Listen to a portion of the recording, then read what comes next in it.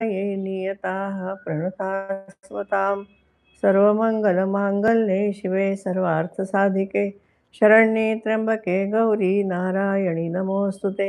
देहि सौभाग्यमारोग्यं देहि मे परमं सुखं रूपं देहि जयं देहि यशो देहि द्विषो जहि। ओम श्री मात्रे नमः। अवधूत चिंतन श्री गुरुदेव दत्त सद्गुरुनाथ महाराज की जय। जय जय रघुवीर समर्थ। गेले 2 दिवस आपण देवीच्या तर्पयंती या नावाचा अभ्यास करत आहोत. पहिल्यांदा आपण बघितलं की ती गुणांनी तृप्त करणारी आहे स्वतःला आणि भगवंताला. त्यामध्ये तिची 6 जी काही कार्य आहेत ती पण आपण पाहिली. नंतर असं पाहिलं आपण की ती 72,000 नाड्यांना प्राणांच्या द्वारा रस पुरवते आणि तृप्त करते, म्हणून ती तर्पयंती आहे. तिसरा अर्थ आपण असा पाहिला की चंद्रामृत प्यायल्यानंतर योग्यांचे सत्व तृप्त होते, त्यांचं शरीर नवीनतम होते. यासाठी आपण ज्ञानेश्वरीचं एक चरण उद्धृत केला होता, पण मी आज त्याच्यामधले आणखीन थोडे चरण आपल्याला ओव्या आपल्याला सांगते. ज्ञानेश्वर महाराजांनी असं म्हटलंय की काल आपण जो संदर्भ बघितला, तैसे शरीर होय जे वेळी कुंडलिनी चंद्र पिये मग देहाकृती बिहे कृतांतुगा. मग हे ज्ञानेश्वरीतले 6व्या अध्यायातली 259वी ओवी. पुढे असं म्हटलंय त्यांनी, मग काश्मीराचे स्वयंभ का रत्नबीजा निघाले कोंभ अवयव कांतीची भांब तैसी दिसे ना तरी संध्या रागीचे रंग काढून वळिले ते अंग की अंतर्ज्योतीचे लिंग निर्वाळिले. कुंकुमाचे भरीव सिद्धरसाचे ओतीव मज पाहता सावेव शांतीची ते. तो कनकचंपकाचा कळा की अमृताचा पुतळा नाना रसासिन्न लांबळा कोवळी केचा. हो का जे शारदीयेचे ओले चंद्रबिंब पाल्हेले का तेजची मूर्त बैसले आसनावरी.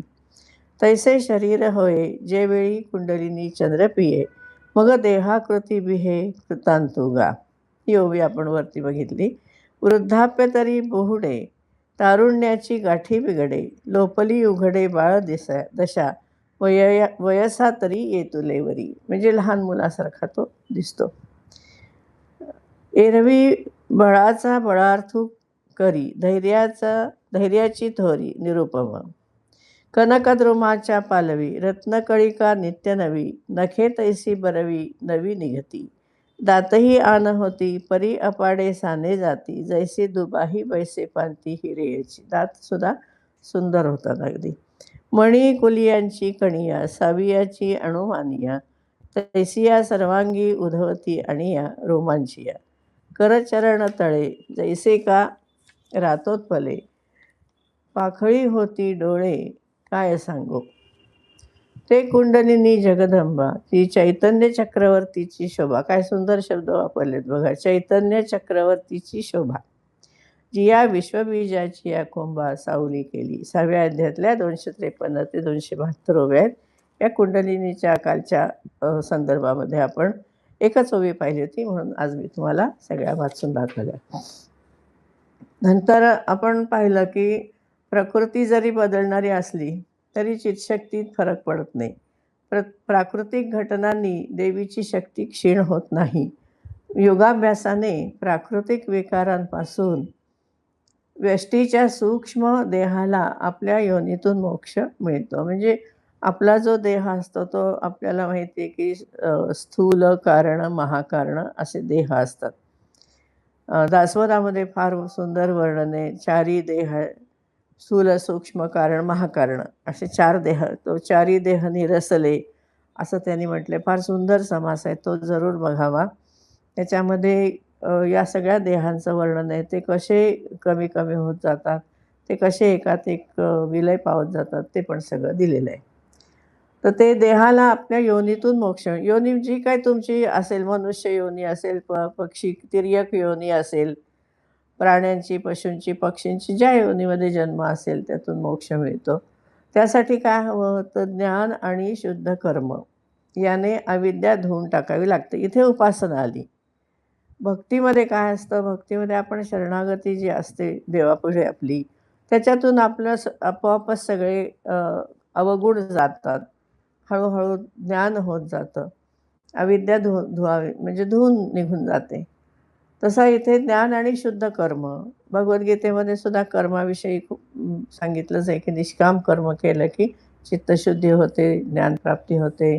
त्यामुळे ज्ञान आणि शुद्ध कर्म यांनी अविद्या धुवून टाकावी लागते. इथपर्यंत काल आपण आलो होतो. आता पुढे बघूया. हे 111च्या श्लोकापर्यंत आहे ना, त्यामुळे मोठं वर्णन आहे हे. तर किती अर्थ पाहिले आपण तर्पयंतीचे ना, आपल्या लक्षात आलं असेल. पुढे असं म्हणलेलं आहे, की समुद्र जसा नद्यांनी भरला जातो, तेलाने दिवा जसा सतत जळत राहतो, तशी प्राण्यांची इंद्रिये त्यांच्यात प्राणांचा संचार करवीत चालतात. आता हे इंद्रियांच्यामध्ये प्राण कसा असतो, त्यामुळे ती तृप्त कशी असतात, ती कार्य कशी करतात, असा इथे भावार्थ आहे. जे जसं समुद्र नद्यांनी भरत जातो, तेलाने दिवा जसा जळत राहतो, तसं म्हणजे सतत इंधन त्याला हवं, भर पडायला हवी. तसं प्राण्यांची इंद्रिये त्यांच्यात प्राणांचा संचार करवीत चालतात. म्हणजे इंद्रियांमध्ये प्राण भरते, इंद्रियांमध्ये चेतना भरते. त्यामुळे त्यांना तृप्त करते, म्हणजे ते सक्षम होतात सगळं करायला. नंतर हे जे आपण अर्थ बघितला, तृप्तता, नाड्यांना रस पुरवणं, प्रकृतीच्या कार्यभावाला व्यापून राहण्याची शक्ती, मग भरून उरले अशी तृप्तता. आता प्राण भरल्याने त्यांची तृप्तता कशी होते? तर थोडक्यात म्हणजे तृप्तता असा अर्थ पूर्ण भरल्याची जाणीव. आपण पूर्ण तृप्त आहोत, पोट भरलं आहे, ही तृप्ती असते तशी. सगळं आता आपलं झालेलं आहे, मन तृप्त आहे असं. पूर्णतेची जाणीव असते ही, की आता काही उरलेलं नाही आहे. जसं भगवंतांना "मे पार्थासी कर्तव्य त्रिषु लोकेषु किंचन" अशी जी भगवंताची धारणा आहे, तो सांगतो ना, की मला आता काही करायचं नाही आहे, पण मी हे काम करत असतो. तसं पूर्णतेची जाणीव आहे आणि ही ज्याची त्याला कळते. आपलं पोट भरलं हे आपल्याला कळतं ना, दुसऱ्याला कसं कळेल? मग तृप्ती झाली हे आपल्यालाच कळतं. तसं देवी दर्शन झाल्यानंतर एक तृप्तता येते, समाधानाची जाणीव येते. ती आपल्यालाच कळणार आहे. पण देवी दर्शन कसं घ्यायचं? तर या प्रकारे तर्पयंतीच्या विविध अर्थछटा आपल्या लक्षात आल्या पाहिजेत आणि त्याच्यावरती आपल्याला ध्यान करायचं आहे. आपल्याला माहिती आहे धारणा करावी लागते, ध्यान करावे लागते. म्हणजे यम, नियम, आसन, प्राणायाम, धारणा, ध्यान. आधी धारणा करायला शिकावं लागतं, मग ध्यान करता येतं. एकदम ध्यानाला बसून कोणालाही ध्यान लागत नाही. त्यामुळे ध्यान केलं कशावरती ध्यान करायचं? तर्पयंतीच्या विविध अर्थावर. आपण सगळे अर्थ बघितले आताच, ते सगळे रिपीट केलेले आहेत. तर त्याच्यावरती ध्यान केल्यानंतर तृप्तता जाणवते. म्हणजे जाणवेल असा याचा भावार्थ आहे. या श्लोकामध्ये दृष्टांत दिलेला आहे. देवी म्हणते, की समुद्र हा नद्यांनी पुरवलेल्या पाण्याने भरत असतो. दिव्यामध्ये आपण तेल घालतो, आपण एरवी बघतो मोठी पूजा असते तेव्हा आपल्याला पुन्हा निरंजनात तूप घालावं लागतं, समईत तेल घालावं लागतं. तसं दिवा तेलामुळे जातो. तसं इंद्रिय हे कशी काम करतील, कार्यशील कशी राहतील, तर त्याच्यामध्ये प्राणशक्तीचा सतत पुरवठा व्हावा लागतो. मग ते कार्य करू शकतात. तर मुळात काय आहे, प्रकृती इंद्रिय रूपाने विस्तार पावली आहे. मूळ शक्ती कशी आहे? चैतन्य रूप आहे. म्हणून तिच्या चैतन्याने प्रेरित झालेली प्राणशक्ती इंद्रियांना सतत पुरवली जाते. चेतना असते ना हातामध्ये, तर माझा हात हलला तर चेतना असल्याशिवाय हलणार नाही. तेव्हा ही चितशक्ती आहे, जी चेतना जी आहे, ती लक्ष्मी आहे. त्यामुळे काय होतं, इंद्रिये प्राणशक्तीने सतत भरली जातात, म्हणून काम करू शकतात. इंद्रिय म्हणजे कोणती? 5 ज्ञानेंद्रिय, 5 कर्मेंद्रिय आणि मन. मनाचा आणि प्राणाचा अगदी जवळचा संबंध आहे. म्हणून मनाला बंधन घालण्यासाठी प्राणायाम करायला सांगतात. प्राणजय झाला की मनोजय होतो आणि वैराग्य व अभ्यास हे मनाला जिंकण्याचे उपाय आहेत, असं गीता आपल्याला सांगते. अगदी प्रसिद्ध आहे ते. अभ्यासेन तु कौंतेय वैराग्येन च गृह्यते. असं त्याच्यामध्ये म्हटलेलं आहे भगवद्गीतेमध्ये, की तो म्हणतो, की मन कसं आहे वाऱ्यासारखं, वायोरिव सुदुष्करः असं अर्जुन म्हणतो ना, की दिसत नाही ना, पकडायचं कसं त्याला? हो ना. तर ते म्हणतात, की वैराग्य आणि अभ्यास. तेच लक्ष्मीतंत्रामध्ये म्हटलं, की प्राणायाम करायला सांगतात. कारण प्राणजय केला की मनोजय होतो आणि ते वैराग्य आणि अभ्यास हे मनाला जिंकण्याचे उपाय आहेत. यातला अभ्यास हा योगाभ्यास आहे. दत्त महात्म्यामध्ये परमहंस परिव्राजकाचार्य टेंबेस्वामी महाराज यांनी योगाभ्यास फार सुंदर रीतीने आपल्याला समजावून दिलेला आहे. त्यात ते म्हणतात, की प्रत्याहाराने इंद्रिय जय होतो. धारणेने पापनाश होतो. धारणा फार महत्त्वाची. एखाद्या मंत्रावरती धारणा करावी, एखाद्या ज्ञानेश्वरीच्या ओवीवरती धारणा करावी, एखाद्या या तर्पयंतीसारख्या एखाद्या नामावरती धारणा करावी. म्हणजे पापनाश होतो आणि ध्यानाने मन स्थिर होते आणि मग समाधीने परमेश्वराशी एकत्व होते. प्रत्याहारे इंद्रिय जय, धारणेने पापक्षय, ध्यानाने मनस्थैर्य, एकत्व होय समाधीने. दत्त महात्म्यामधले 32व्या अध्यायातली 58वी ओवी आहे. आता हे सांगण्यापूर्वी प्राणायामाचा पूर्ण अभ्यास पण स्वामी महाराजांनी दिलेला आहे. म्हणजे कसा लघु प्राणायाम, मध्यम प्राणायाम, दीर्घ प्राणायाम आणि मग प्रत्येकाची फलं वगैरे काय आहेत सगळं दिलंय. आणि समजा त्यात काही दोष उत्पन्न झाला शरीरात तर त्याच्यासाठी उपाय पण दिलाय. ते दत्त महात्म्य पाहायला पाहिजे त्यासाठी. तेव्हा हे सांगण्यापूर्वी त्यांनी प्राणायामाचा पूर्ण अभ्यास दिलाय. हा योगाभ्यास प्राणांच्या इंद्रियातील संचारामुळे, प्राणायामामुळे तो जो संचार होतो. आपला आता कुठेही कसं होतं ना, आपल्याला एकदम क्रॅम्प्स येतात, हे होतं. त्याचं कारण आहे की त्या ठिकाणी नीट ऑक्सिजनचा पुरवठा होत नाही, रक्ताभिसरण नीट होत नाही. तर तो प्राणायामाने हे सगळं दोष जातात. तर प्राणायामाने त्याचं नियमन करता येतं. त्यामुळे इंद्रियांकडून योग्य कार्य करून घेण्याचं मनोबलही लाभतं आणि इंद्रिय पुन्हा सक्षम होतात. म्हणून इथे तर्पयंतीचा अर्थ असा दिला आहे, की प्राणांचा संचार इंद्रियामध्ये केला जातो. इंद्रियात प्राण भरते आणि इंद्रियांना तृप्त करते. हे इतक्या प्रकारे तर्पयंतीचा अर्थ दिलेला आहे. म्हणून हे जे मी म्हटलं, की देवीची नामावली जी आहे, त्यापासून होणारे मंत्र जे आहेत, तयार होतात ते अतिशय महत्त्वाचे आहेत. चिंतनालाही महत्त्वाचे आहेत आणि आपल्याला करता येण्यासारखे पण आहेत.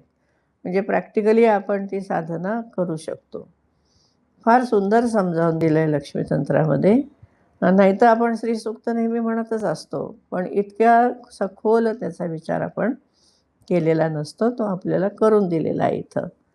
तर अशा प्रकारे आपण तिचे आत्तापर्यंतचे सगळे तर्पयंतीचे अर्थ पाहिले. म्हणजे गुणांनी तृप्तता करते इथपासून कुंडलिनी शक्ती त्याच्याद्वारे कोणाकोणामध्ये म्हणजे प्राण भरला जातो, कसं त्याप्रमाणे शक्तीचा संचार होतो, कशाप्रकारे कार्य केलं जातं, ज्ञान आणि शुद्ध कर्म कसं योग्य आहे वगैरे वगैरे अनेक प्रकारे आपण त्याचा अर्थ पाहिलेला आहे. याच्यावरती जरूर चिंतन करणं आवश्यक आहे. पुढे असं म्हटलं आहे की सतत टिकणाऱ्या म्हणजे अक्षय, ज्याचा क्षय होत नाही, अशा माझ्या संवित म्हणजे चैतन्यरूपी रसाने भरलेला, ओतप्रोत भरलेला कसा आहे संवित जे आहे, जाणीव आहे, ज्याने जाणलं जाते ती जाणीव म्हणजे संवित. तेव्हा संवित म्हणजे चैतन्यरूपी रसाने ओतप्रोत भरलेल्या आत्म्याने, आपला आत्मा कसा आहे संवितरूपी, संवित म्हणजे चैतन्यरूपी रस त्याच्यामध्ये आहे.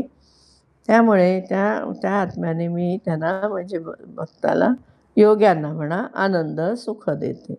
म्हणून योगशास्त्रात प्रवीण असलेले योगी लोक मला तर्पयंती असं म्हणतात.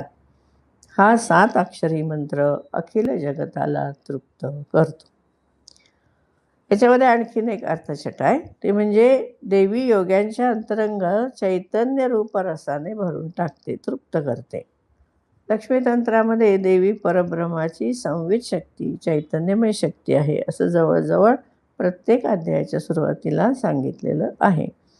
इथं भरून टाकणे, तृप्त करणे असा भाव असल्याने चैतन्याला रसत्व जोडले. थोडंसं पोएटिकल पण आहे हे. म्हणजे अगदी शुष्क ग्रंथ नाही आहे हा. ज्ञानेश्वरीमध्ये कसं भाषेचं सौंदर्यसुद्धा आपल्याला इतकं समाधान देऊन जातं. असं वाटतं अरे ही कशी काय वापरली असेल त्याने, एवढं सुंदर कसं लिहिता आलं, कसं बोलता आलं, इतकं आश्चर्य वाटतं. कुठल्या कुठल्या उंचीवर त्यांचं वाङ्मय गेलेलं आहे. तसं ते जसं मोठा विषय असून, अवघड विषय असून त्यांनी पोएटिकली काव्यात्मक सांगितलंय, तसं लक्ष्मीतंत्रात सुद्धा पुष्कळ ठिकाणी आहे. तेव्हा तो भाव चैतन्याला त्यांनी तृप्त करणे हा भाव असल्यामुळे रसत्व जोडले. शिवाय रस हा जलतत्वाचा गुण आहे. लक्ष्मी कशी आहे? आर्द्र आहे. आपण पाहिलंय ते. श्री सूक्तामध्ये तिची स्तुती जलरूपात सुद्धा केली आहे. रसता आहे तिच्यामध्ये. त्या दृष्टीने चैतन्यमय रसाने योग्यांचा आत्मा अंतरंग भरलेले असते. हा रस देवीचाच आहे. तीच ती प्रदान करते. या चैतन्यमय रसाचा आणखीन एक गुण इथं सांगितला आहे, तो म्हणजे तो अक्षय टिकणारा आहे. त्याच्यामध्ये कमी जास्त काही होत नाही. पूर्णत्वाने आहे तो. अक्षय तत्व हा परमात्म्याचा एक गुण आहे. ईशावास्य उपनिषदामध्ये सांगितलंय. तसं पूर्णात कधी उणं होत नाही. ओम पूर्णमदः पूर्णमिदं पूर्णात पूर्णमुदच्यते पूर्णस्य पूर्णमादाय पूर्णमेवावशिष्यते असं म्हणलं आहे. आणि छांदोग्य उपनिषदामध्ये सुद्धा त्याला रसो वै सहा असं म्हटलेलं आहे. रसानाम अष्टतमः रसः असं म्हटलेलं ना त्या ठिकाणी. छान. तर हे परमात्मा शक्ती कशी आहे? रसमय आहे. पण या तर्पयंती या नामापासून मंत्र कोणता तयार होतो? 7 अक्षरी मंत्र होतो. ओम तर्पयंत्यै नमः. याचा जप केल्याने काय होतं? तर सगळं जग भरून पावतं, तृप्तता येते. याचं कारण हा शब्दाचा तो अर्थ आहे. या शब्दाच्या विविध अर्थछटा तर आपण पाहिल्या. थोडक्यात लक्ष्मी भक्तांना, प्राणीमात्रांना, फक्त मनुष्याला नव्हे, सर्व प्राणीमात्रांना, सर्व जगाला सर्वांगाने तृप्त करते. ज्याला जे हवं ते निसर्गात आहे की नाही बघा ना. एवढीशी चोच असली तरी त्या चोचीत मावणारा चारा आहे की नाही पृथ्वीवरती. किती छोटे छोटे किडे, अगदी लहान किडे आपल्या डोळ्याला दिसत नाही, ते त्या लहानशा पक्ष्याच्या चोचीमध्ये बरोबर जातात की नाही. हे प्रत्येकाला तृप्त करण्याचं सामर्थ्य आहे. म्हणून तर नाथाने म्हणे, तुझं मोकळीला ऐसे नाही सकल जीवांचा करीतो उद्धार. म्हणा किती संत पण सुंदर सांगतात आपल्याला. तेव्हा हे थोडक्यामध्ये ती सगळ्यांना तृप्त करते. तिचं हे सामर्थ्य उपासकांनी ओळखलं पाहिजे. खरं अनुसंधान हे आहे. अनुसंधान म्हणजे नुसतं नाम घ्यायचं आणि त्याचं रूप डोळ्यासमोर आणायचं असं नव्हे, तर हे देवाचं सामर्थ्य आपल्या लक्षात आलं पाहिजे. म्हणून याला जप, हा मंत्राचा जप केला की त्याला तृप्ती मिळेल, असा याचा भावार्थ आहे. इतकं सुंदर या पदाचा अर्थ आहे, नामाचा अर्थ. तर्पयंती, तृप्ताम तर्पयंती. आता आपण पुढचा बघूया. पद्मे स्थिताम पद्मवर्णान ताम असंच एक पद आहे पुढचं श्रीसूक्तामधलं. आता हे नवे किती वेगळा अर्थ घेतला या ठिकाणी पद्म या शब्दाचं सुद्धा बघा. म्हणजे आश्चर्यचकित होतो आपण की आपल्याला काहीच कल्पना येत नाही आपल्या शास्त्रग्रंथाची. आता यापासून पद्मे स्थिताम पद्मवर्णाम या 2 नावांचं विवेचन चालू आहे. दोन्ही पदामध्ये पद्म शब्द आला आहे. त्याचे विविध अर्थ या ठिकाणी दिलेले आहे. आता पहिला अर्थ काय आहे बघा. पदोपदी गणना केला जाणारा काळ, या अर्थी पाकळी असणारे कालरूप पद्म असा अर्थ घेतला. म्हणजे काल या अर्थी बघा. आता लक्ष्मी मा म्हणजे मोजणारी आहे. ती काळसुद्धा मोजते. हा काल समय दृश्यमान करणारी पण तीच आहे. तिच्याच प्रभावाने काल निर्माण झाला आहे. त्यामुळे ती काळावर ताबा ठेवणारी आहे. ती कालातीत आहे. या कालाचे आणि त्याच्यावरील नियंत्रणाचे प्रतीक म्हणजे तिने हातात धारण केलेले कमल होय. पहा, आपल्याला ही कल्पना तरी आहे का? आपण आपल्या कमळात उभी असलेली, हातात कमळ घेतलेली, असे एक फूल म्हणून आपण समजतो. लक्ष्मीच्या आवडीचं फूल असं आपण समजतो ना कमळ म्हणजे. पण इथं काळरूपी कमल आहे आणि त्या कालावरती तिचा अधिकार आहे. म्हणून तिने ते कमळ हातामध्ये घेतलेलं आहे. तसंच ती ज्याच्यावर बसली आहे ते पण कमल आहे. कमलाच म्हणतो ना तिला आपण. ते पळापळाने गणना केलेला काल ती दृश्यमान करते, त्याच्यावरती ती नियंत्रण ठेवते, असा पद्म या शब्दाचा अर्थ पहिला इथं घेतलेला आहे. नंतर दुसरं कशी आहे, ती सार्वकालीन आहे. आज आहे उद्या नाही अशी आहे का हो? नाही ना, मग आपण कुलदेवतेची पूजा का करतो बरं? खूप जण हल्ली करतही नाहीत. कारण त्यांना माहिती नाही की आपण येतो जातो, किती पिढ्या आल्या आणि गेल्या, पण आपली कुलदेवता आहे तशीच आहे. तुळजाभवानी म्हणा, योगेश्वरी म्हणा, जी कोणती कुलदेवता असेल ती पिढ्यानपिढ्या ती शाश्वत आहे. त्यामुळे ती घरातली प्रमुख व्यक्ती आहे, देव आहे, देवी आहे ती प्रमुख आहे घराची. तिच्यामुळे घर चाललंय, मुळात घर तिचं आहे. आपण येतो जातो आणि तिची उपासना न करता सर्व उपभोग जो घेतो तोच तेन एव सहा, भगवद्गीतेने सांगितले, चोर आहेत. कित्येक लोक कुळधर्म करत नाहीत, देवीची उपासना करत नाहीत. त्यांना काय म्हणायचं आता त्यांचं त्यांनी ठरवावं. ती सर्वकालीन असणारी सुद्धा असं आहे, पण ती कालमापन करते. अशा कालरूपी पद्मामध्ये बसणारी या नावाने तिची स्तुती केल्यावर काय होतं, कालातीत असं कार्य होतं.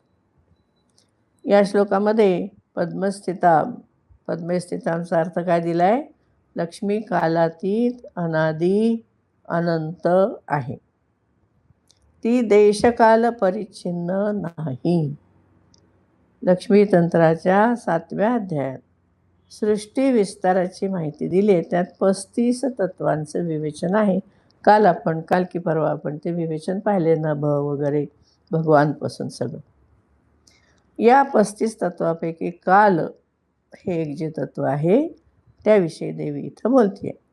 नियती आणि काल यांचं स्वरूप महालक्ष्मी, महाविद्या, महाकाली असं सांगितलेलं आहे. महालक्ष्मी समाख्यत्वम शक्तितत्वम मनीषिभिः नियतुस्तु महाविद्या कालः काली प्रकीर्तिता, असा लक्ष्मीतंत्रामध्ये श्लोक आहे. 7व्या अध्यायात 13वा श्लोक आहे. महालक्ष्मी समाख्यत्वम शक्तितत्वम मनीषिभिः नियतिस्तु महाविद्या कालः काली प्रकीर्तिता. काली म्हणजे हे तिन्ही आहे. तर या श्लोकामध्ये पद्मस्थिता लक्ष्मी ही काली रूप आहे, म्हणून काळावर तिची सत्ता आहे. त्यामुळे काळ मोजण्याचे काम ती करते. तसेच तिचे नियती रूप त्यातून डोकावते. म्हणजे जर आपण देवी पुराण जर पाहिलं ना, तर देवी पुराणामध्ये महाकाली स्वरूप ते कमला असा एक दशमहाविद्या आहेत बघा. तर त्याच्यामध्ये तो सगळा उलगडा एकातून एक एकातून एक एकातून एक करत गेलेला, म्हणजे कालतत्व हे पहिल्यांदा सांगितलंय. आणि ऐश्वर जे आहे आपलं जगाचं ऐश्वर, कमला देवीची उपासना ही 10वी महाविद्या म्हणून कमला सांगितलेली आहे. म्हणजे कसं त्याच्यामधून एक आपण म्हणतो ना, विश्वाची उत्पत्ती कशी झाली काय, हे सध्या सायन्समध्ये त्याचा शोध चालू आहे. अजून त्याचं किती विश्व विस्तारलेलं आहे तेही कळालेलं नाही. विश्वाची उत्पत्ती कशी झाली त्याचाही शोध अजून चालू आहे. तसं आपल्या शास्त्रामध्ये कशी उत्पत्ती झाली ते सांगितलेलं आहे. ती महाकाल, अगदी त्याच्यामध्ये धूम्रवर्णासुद्धा देवी आहे बघा.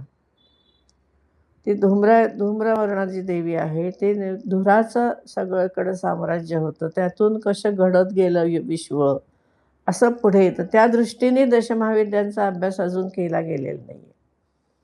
तो करायला हवा आहे. सायन्सच्या दृष्टीने दशमहाविद्यांचा अभ्यास करायला हवा आहे. म्हणजे विश्वाचा उलगडा, हे सगळी सृष्टीचं एवढं जे सौंदर्य आपल्याला दिसतं आहे, एवढी सृष्टी सगळ्या खनिजांनी, झाडांनी, फुलांनी, पक्ष्यांनी, प्राणीमात्रांनी भरलेली दिसते. हे ऐश्वर्य इथंपर्यंत आली कशी, सृष्टीची निर्मिती झाली कशी, ती आपल्याला दशमहाविद्यातून सुद्धा दिसून येईल. पण त्याचा शास्त्रशुद्ध अभ्यास मात्र व्हायला हवा आहे. आपल्याकडे तो करतही असतील लोक, मला माहिती नाही. पण हा अभ्यास होणं आवश्यक आहे. तेव्हा काळ हे जे रूप आहे ना, हे पहिल्यांदा काय निर्माण झालं असेल? छांदोग्य उपनिषदामध्ये आहे पहिल्यांदा काय स्पेस आणि टाईम. एखादी निर्मिती करायची असेल तर जागा लागते आणि कुठल्या वेळेला करायची ती वेळ लागते. त्यामुळे तिथं सुद्धा काळ हा महत्त्वाचा आहे. अवकाश, आकाश आणि काळ, स्पेस आणि टाईम त्या दृष्टीने हे काल म्हणजे या ठिकाणी लक्ष्मी असा एक अर्थ घेतलेला आहे.